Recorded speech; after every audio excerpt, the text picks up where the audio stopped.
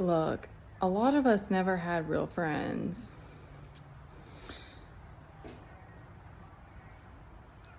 There's people that I've met that are ride or die, but they're not people that I grew up with. They're just people that came across my path at different times. And one of the ways that I had to learn this is that it's the people that don't bounce when it gets hard, or they're not, of course, jealousy. Like they're never in competition with you. Or even if they were, like that, how I spoke about that jealousy, it's like, if you love someone, you tell them that, like, it's not hard. It's never black and white. It is hard to talk about those kinds of things, but when you love someone, you don't want to lose them. So you do the hard things. And the people that are, like, I had a friend reach out to me and she's going through insanity right now. And that's how you know that, like, that's a real one. Those are the real ones. And the people that, like, I've had people that when I was out and there was a situation with a guy, not like an altercation, but like this dude was coming on to me, and I don't know, maybe his energy was weird. I don't remember. Because I was drinking, and this person, my friend, checked on me, and like, that's the stuff that you do when you love people. You check on them, and you it's tricky, of course, like, once you're an adult, because it's like, of course, life goes on. Like, you move on, you do other things, but like,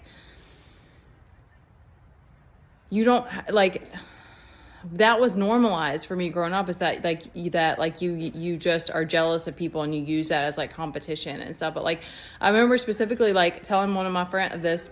That's the frenemy thing. That you realize that you really had frenemies, not friends, because one of my friends, I told her about, I had this mad crush on this one guy.